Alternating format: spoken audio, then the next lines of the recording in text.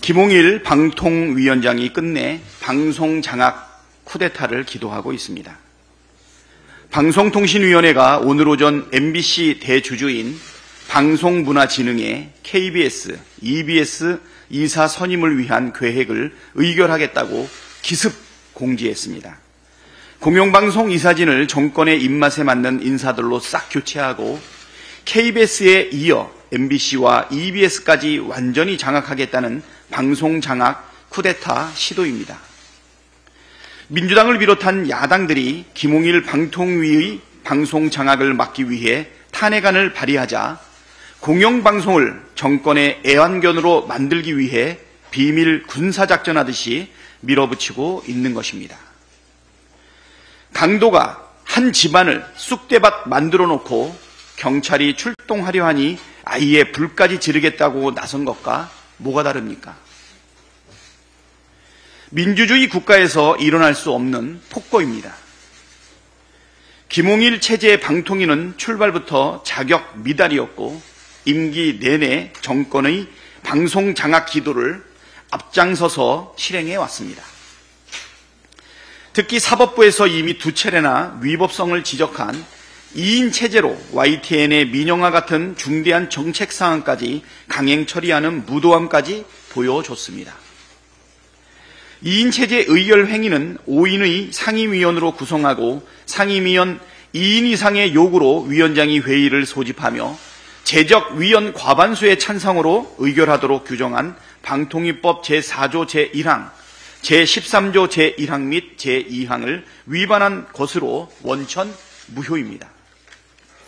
민주당은 김홍일 방통위의 방송장악 쿠데타 기도에 취할 수 있는 모든 수단을 조치를 취하도록 하겠습니다. 방송장악 쿠데타의 가장 큰 책임은 윤석열 대통령에게 있습니다. 윤석열 대통령은 아무 이유 없이 야당이 지명한 방통위원 임명을 1년 넘게 거부하면서 위법적인 2인 체제를 만든 장본인입니다. 밀실에서 방송장악을 사실상 총지휘한 몸통이 대통령이라는 국민적 비판을 피할 수 없습니다.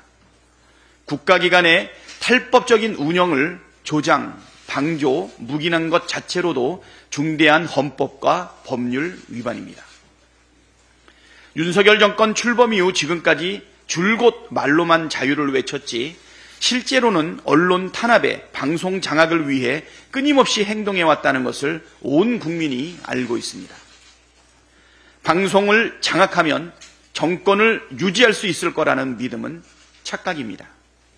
우리 국민은 그렇게 어리석지 않습니다.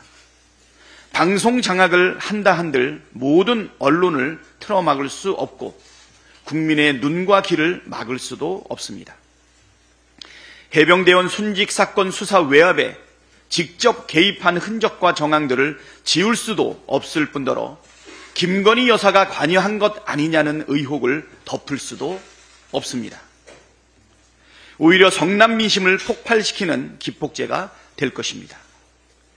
윤석열 대통령 탄핵을 요구하는 국회 청원에 동의하신 국민이 35만 명을 훌쩍 넘은 것만 봐도 그 사실을 알 수 있습니다.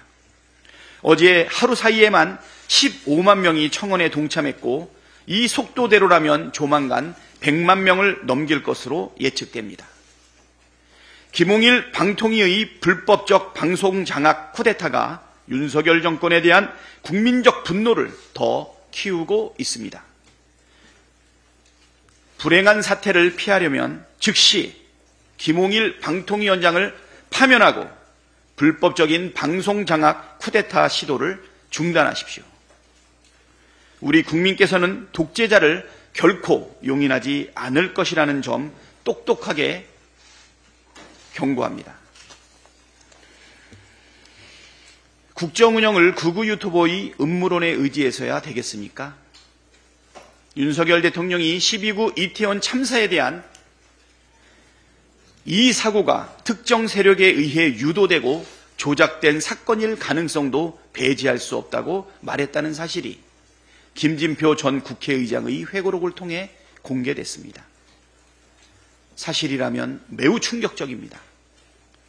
국민의 생명과 안전에 무한 책임을 져야 할 대통령이 극우 유튜버가 떠드는 아무 말 음모론에 경도되는 것도 모자라 사실로 굳게 믿고 국정 운영을 하고 있었다는 것이기 때문입니다. 대통령실은 이 내용에 대해 부인하고 있지만 참사 이후 윤석열 대통령이 보인 비정상적인 행보를 보면 김진표 전 의장의 회고록의 내용이 사실일 가능성이 매우 높이 보입니다. 대통령실의 해명만 듣고 그냥 넘어가기 어렵습니다.